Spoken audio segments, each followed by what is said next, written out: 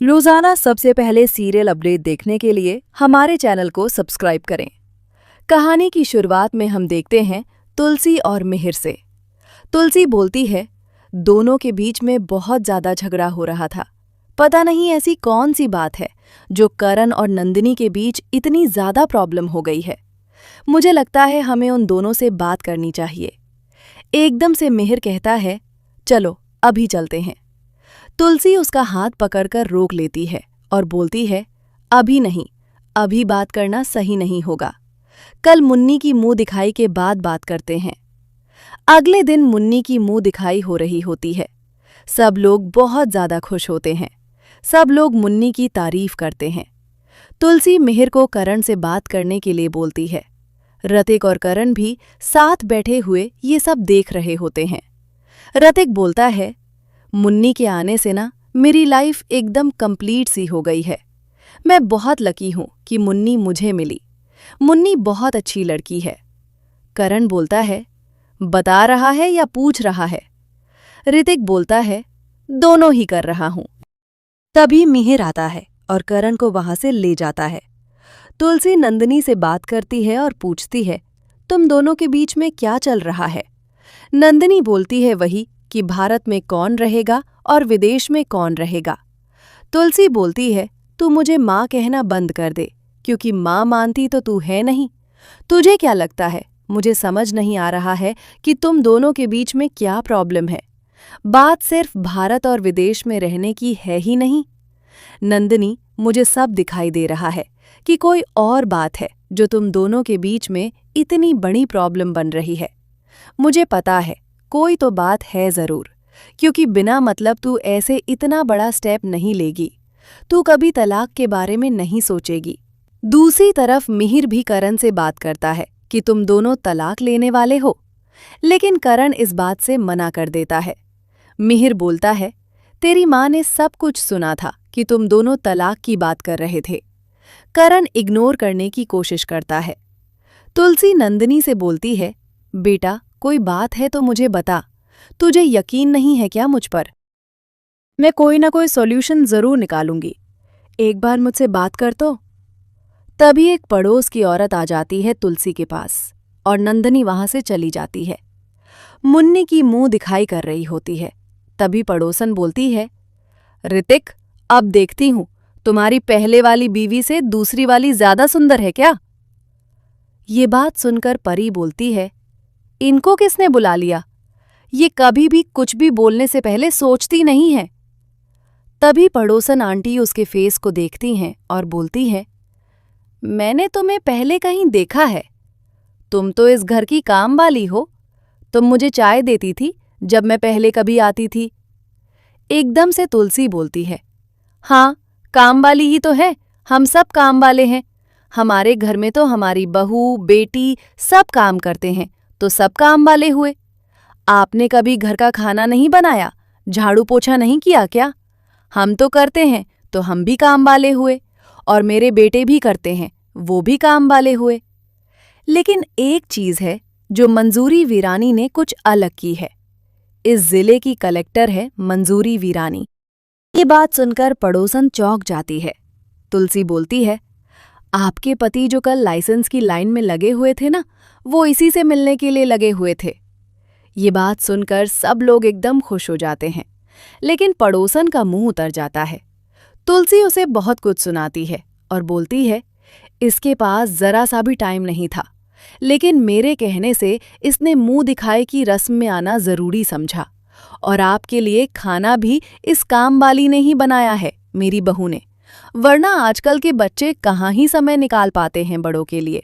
अपने ही काम इतने होते हैं।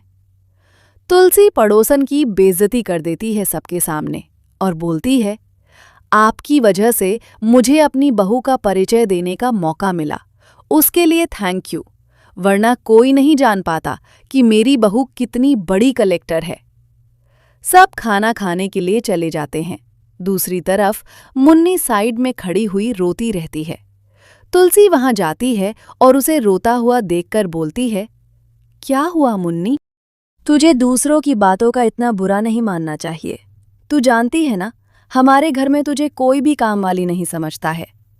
तभी मुन्नी बोलती है, माँ, आपकी बातों का बुरा नहीं लगा। एकदम से मुन्नी बहुत ज्यादा रोने लग जाती है। तुलसी को लगता है कि कोई और बात है। मुन्नी तुलसी को वो वीडियो सुनाती है जो मिताली ने ऋतिक की मुन्नी को भेजी थी।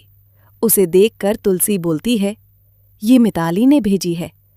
जब भी मैं सोचती हूँ कि मिताली इससे ज्यादा नहीं गिर सकती है, वो फिर कुछ ऐसा कर देती है कि वो और ज्यादा नीचे गिर जाती है। तुलसी पूछती है, तूने ये वीडियो ऋतिक को दिखाई क्या?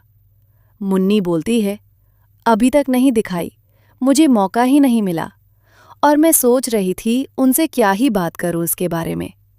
तभी तुलसी बोलती है, एक बात मैं तुझे बोल देती हूं, उसे गांठ बांध लेना। जिंदगी में कोई भी परेशानी, कोई भी बात हो, अपने पार्टनर से खुलकर बोलो ताकि उसका सॉल्यूशन निकल सके। अगर वो अपने अंदर रखोगे तो वो जहर बन जाएगी, वो दिमाग पर हावी हो जाएगी और रिश्ता खराब होगा अलग से। इसलिए मैं जानती हूं अपने बेटे को, वो तेरे बारे में ऐसा कभी नहीं सोचता। क्या तुझे भी ऐसा लगता है? मुन्नी मना कर देती है। तुलसी बोलती है, जा अपने पति से बात कर। अगर मेरा बस चलता तो मैं अभी उसके 2 खींचकर लगा देती। लेकिन तुम्हें दोनों को आपस में बात करनी चाहिए और इस मैटर को सॉर्ट आउट करना चाहिए कि उसने ऐसा क्या कहा, क्यों कहा। मुन्नी बोलती है, मैं बात करूंगी ऋतिक से इस फंक्शन के बाद। तुलसी बोलती है, ये अबला नारी वाला बिहेव मत करो और अपने पति से सारी बात करना। चलो, नीचे सब लोग इंतजार कर रहे होंगे। तुलसी चली जाती है। अगली सुबह ऋतिक तैयार हो रहा होता है ऑफिस के लिए। मुन्नी कमरे में आती है और ऋतिक से बोलती है, मुझे तुम्हें कुछ दिखाना है। ऋतिक बोलता है, मैं क्या देखूंगा? मुन्नी ऋतिक के आगे उसकी वीडियो चला देती है। ऋतिक देखकर शॉक हो जाता है। ये किसने भेजी? मुन्नी बताती है, मिताली ने। तभी ऋतिक एकदम उस टाइम को याद करता है जब मुन्नी उससे कटी कटी रहती थी। मुन्नी ऋतिक से बोलती है, क्या तुमने ये सब बोला था या नहीं? ऋतिक हाँ बोल देता है। मुन्नी को बहुत ज्यादा हर्ट होता है। तभी ऋतिक सारी एक्सप्लेन देता है कि उसने ऐसा क्यों बोला। वो अपनी बेटी को अपने पास चाहता था इसलिए, और अगर मिताली अपनी बेटी की कस्टडी के बारे में सोचती तो उसे वो मिल जाती। वो अपनी बेटी को अपने से दूर नहीं करना चाहता था, इसीलिए उसने ये सब झूठ बोला। सारी बातें मुन्नी को बता देता है, लेकिन मुन्नी फिर भी बहुत परेशान रहती है।